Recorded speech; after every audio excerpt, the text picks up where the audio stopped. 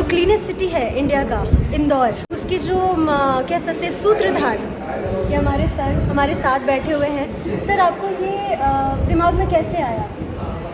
देखिए, हमारी समाज में आज कचरा जिस गति के साथ बढ़ रहा है, दिन पर दिन आप देखते हैं कि कचरे के ढेर कॉलोनियों के अंदर, मोहल्लों के अंदर, हमारे वाटर बॉडीज़ के अंदर बढ़ते जा रहे हैं। और इस कचरे के बढ़ने से जलवायु परिवर्तन के जो हालात बने हैं और आज जो धरती का तापमान जिस गति के साथ बढ़ रहा है, या मैं क्योंकि हमारी जो धरती माता है उसको जो बुखार आया हुआ है, उस सब के पीछे जो कारण है वो एक कचरा है। क्योंकि हम नित्य नए तरीके से प्लास्टिक का उपयोग कर रहे हैं। जब हमारी सुबह की शुरुआत होती है तो हम टूथब्रश से इसकी शुरुआत करते हैं और दिन भर अनेकों प्रकार के हम प्लास्टिक यूज़ करते हैं।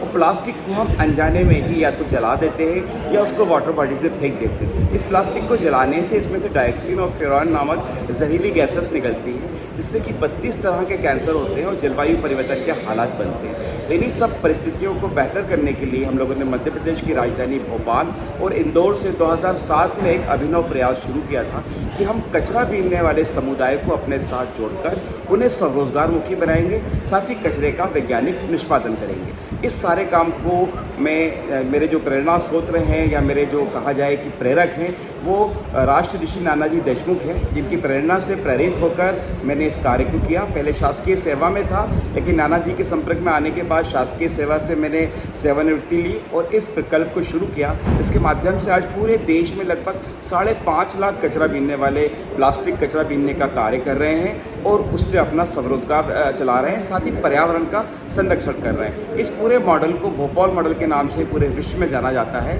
भारत के 5000 शहरों में इस प्रोग्राम को रिप्लिकेट किया गया है और 18 और देशों के अंदर इस प्रोजेक्ट को जो है लागू किया गया है। बहुत अच्छी बात, आपने पूरी इन्फॉर्मेशन एक बार में ही बता दी। और अभी मैंने जस्ट देखा बाहर की, आपने जो बॉटल है वो मिट्टी की बॉटल है और इको फ्रेंडली है, कोई प्लास्टिक का यूज़ नहीं है। उसका ढक्कन भी जो है वो जूट का, हाँ, जूट का है।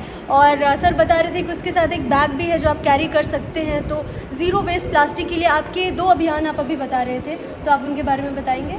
देखिए, हम बाज़ार में जब भी जाते हैं, अपने परिवार के साथ जाते हैं, तो हम सोचते हैं कि जो पैकेजिंग वाटर है या पैकेजिंग ड्रिंक है बड़ा सेफ़ है और बहुत ही तसल्ली के साथ हम उस पानी का और उस कोल्ड ड्रिंक का इस्तेमाल करते हैं। लेकिन आप देखिए कि उसके अंदर जो माइक्रो प्लास्टिक है, आप किसी भी अगर लिक्विड को आप देखेंगे तो निचले तले के अंदर उसमें माइक्रो प्लास्टिक निकलेगा। और विश्व बैंक कहता है कि ऑन एवरेज हर साल प्रति व्यक्ति उसके पेट के अंदर लगभग 1.5 से 3 ग्राम माइक्रो प्लास्टिक इकट्ठा हो रहा है। और इस माइक्रो प्लास्टिक से बहुत सारे जेनेटिक इफेक्ट्स हो रहे हैं। महिलाओं के अंदर प्रजनन की कमी आई है, पुरुषों में पुरुषार्थ की कमी आ रही है और बहुत सारी बीमारियां इससे होने लगी है। तो हम लोगों ने मध्य प्रदेश के अंदर एक कार्यक्रम शुरू किया है, इसका नाम है carry your on bag, carry your on bottle, कि आप अपनी बॉटल अपनी गाड़ी में रखें, अपने साथ लेके जाएं और एक बैग का इस्तेमाल करें, जिसमें आप जो भी बाजार से सब्जियां खरीदते हैं या फूड आइटम खरीदते हैं वो उसके अंदर लेके रखें। जैसे आप कैरी बैग का इस्तेमाल करते हैं तो कैरी बैग के अंदर जो डाइऑक्सिन है या उसके अंदर जो जहरीली गैसेस हैं वो हमारे खाद्य पदार्थ के अंदर आ जाती हैं। उन खाद्य पदार्थ दूषित ना हो, इसके लिए हम लोगों ने प्लास्टिक के अतिरिक्त जो है कपड़े के थैले का उपयोग किया है और प्लास्टिक की बाटल का उपयोग ना करते हुए मिट्टी की बाटलों का उपयोग शुरू किया, इससे कि महिलाओं को रोज़गार मिला है। साथ ही जो पुराने कपड़े होते हैं या जो हमारा जो कॉटन इंडस्ट्री जो वेस्ट कॉटन निकलता है उसको हम लोग लेकर इन महिलाओं को रोज़गार दे रहे हैं और कचरे के कम करने के लिए इस तरह के बैग का उपयोग कर रहे हैं। सर, ये कितना ज़्यादा, मतलब मैं किन शब्दों में आपको बोलूं कि एक तो पर्यावरण उसकी वो ठीक हो रहा है, दूसरी चीज़ कि हमारा हेल्थ उस पर हम ध्यान दे रहे हैं, मतलब वो भी ठीक हो रहा है और साथ ही साथ रोज़गार भी। मतलब इसके कितनी चीज़ें, कितने फ़ायदे हैं। और इस मॉडल को हम चाहेंगे कि मुंबई में भी इम्प्लीमेंट हो, बिकॉज मुंबई के लोग हैं ऐसे जो कि करना चाहते हैं। हम भी जाते हैं बीचेस को साफ़ करने के लिए, लेकिन वो फिर से गंदा हो जाता है। हम क्या कर सकते हैं, नहीं कर सकते। हम चाहेंगे कि आप मुंबई भी आएँ और एक वो कहते हैं ना, एकजुट होकर इन चीज़ों का ट्रांसफॉर्मेशन हो। हमारा मुंबई भी एक सबसे स्वच्छ शहरों में गिना जाए, तो कैसे क्या कर सकते हैं हम?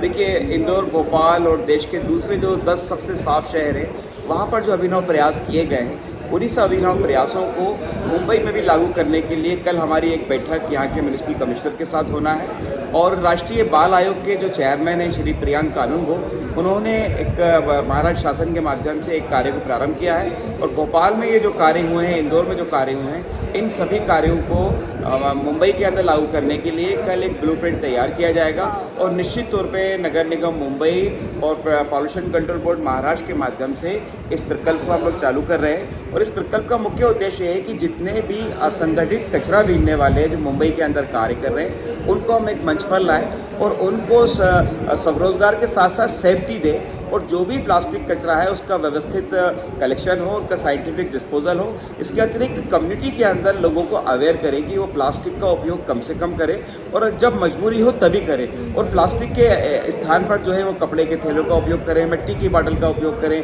कॉपर की बाटलों का इस्तेमाल करें, कांच की बाटलों का उपयोग करें, जिससे कि शरीर में होने वाली बीमारियों को रोका जा सके। और स्पेशली जो आप देख रहे हैं कि मैं पहली बार देख रहा हूँ कि मुंबई के अंदर इतना टेम्परेचर है, बहुत ज़्यादा गर्मी है, तो ये गर्मी दिन दिन बढ़ती जा रही है। अगर अभी 42 या 45 है तो निश्चित मानिए कि 2 साल बाद ये 50 को क्रॉस करेगा। तो अगर आप मुंबई को आपको ताप की भट्टी होने से बचाना है तो आपको नगर निगम मुंबई के द्वारा जो भी कार्यक्रम संचालित किए जा रहे हैं कचरा प्रबंधन के, उनमें सहयोग देना होगा और प्लास्टिक कचरा और सिंगल यूज़ प्लास्टिक जो भी है 19 तरह का सिंगल यूज़ प्लास्टिक जो बैन है उसको उपयोग करने के लिए खुद को ही मना करना होगा और लोगों को ही मना करना होगा और रोको टोको अभियान शुरू करना होगा। हमने प्रदेश के अंदर अलग अलग जगहों पर रोको टोको कार्यक्रम शुरू किया है कि आप खुद भी रोकिए और दूसरों को भी टोकिए। जब तक कि आप रोकेंगे नहीं, टोकेंगे नहीं तो ये प्रथा चलती रहेगी। तो इस प्रथा को रोकना है। श्री राम ने हमें संदेश ये दिया है कि हम लोगों को दें, ना कि उनसे लें। तो मुंबई वासी लोगों को दें, ये दें कि वो प्रदूषण को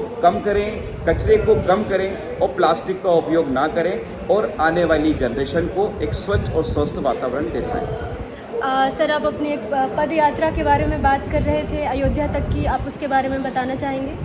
वर्तमान में मैं दीनदयाल शोध संस्थान के साथ कार्यरत हूँ और अभी हम श्री राम की जो वन स्थली थी जहाँ पर उन्होंने 11 वर्ष जो थे अपने व्यतीत किए थे और वहाँ के कण कण में राम जी बसे हुए हैं और विगत 20 वर्षों से मेरा चित्रकूट से बहुत ही गहरा संपर्क रहा है।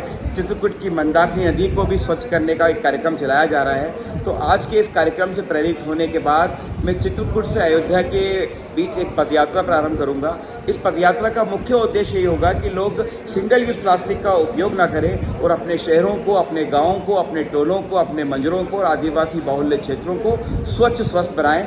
इसी संदेश यात्रा को लेकर ये पूरी एक 15 दिन की पदयात्रा होगी और ये चित्रकूट धाम से प्रारंभ होकर अयोध्या धाम पर इसकी समाप्ति होगी। बहुत लोगों को जानकारी मिलेगी जिनको पता नहीं है। क्या है कि जब हम हेल्थ बेनिफिट्स के बारे में जानते हैं ना, लोगों को लगता है पर्यावरण अरे जाने दो। बहुत सारे लोग होते हैं जो सोचते नहीं है, लेकिन जब उनको पता चलता है कि उनके बच्चों पर क्या प्रभाव पड़ेगा या उनकी हेल्थ को क्या नुकसान हो रहा है या इससे उनको रोज़गार भी मिल सकता है, तो जब आप इस तरह की जानकारी देंगे, अवेयरनेस फैलाएंगे तो शायद लोग भी प्रेरित होंगे। और मुझे बिल्कुल पक्का लगता है कि उस पद यात्रा की सफलता बिल्कुल निश्चित है और मैं बिल्कुल शुभकामनाएं देना चाहूँगी आपको। इसके लिए मैं आप कुछ क्लोजिंग सेंटेंस, कुछ संदेश देना चाहेंगे सबको? देखिए, आज जो नगर निगम मुंबई या महाराष्ट्र शासन या भारत सरकार जो काम कर रहा है ये आम जनता की सहभागिता के बगैर संभव नहीं है, क्योंकि जन और तंत्र के बीच में बहुत गैप है। मात्र 2% हमारे पास तंत्र है और 98% हमारे पास जन है। तो ये इनके बीच में जो गैप है, इस गैप को ख़त्म करें और ये कतई आप ना कहें कि मेरे अकेले के करने से क्या होगा। आप विश्व का इतिहास उठा के देख लीजिए, जब भी कोई बड़ा कार्य शुरू हुआ है और सफल कार्यक्रम शुरू हुआ है और उसकी सफलता जब भी शुरू हुई है तो किसी एक व्यक्ति ने शुरू किया है। तो आप आज अपने आप से, अपने घर से और अपने घर के आसपास के 10 घरों से इस कार्यक्रम को शुरू करें कि वो प्लास्टिक का उपयोग ना करें। तभी हम अपने शहर को स्वच्छ और स्वस्थ बना पाएंगे और एक स्वस्थ पर्यावरण आने वाली पीढ़ी को हम दे पाएंगे। इन्हीं शब्दों के साथ आप सभी को मेरा स्वच्छ नमस्कार। बहुत बहुत धन्यवाद सर। मैं आखिर में यही बोलना चाहूँगी कि जैसे मैंने आपको पहले भी बोला कि जैसे इंदौर सबसे स्वच्छ शहर है भारत का, वैसे ही एक दिन पूरे वर्ल्ड मैप पर, विश्व के मैप पर हमारा भारत सबसे स्वच्छ देश कहलाए और आपकी ये मुहिम आगे बढ़े और हम इसमें सफल हों और भारत सबसे स्वच्छ देश बने।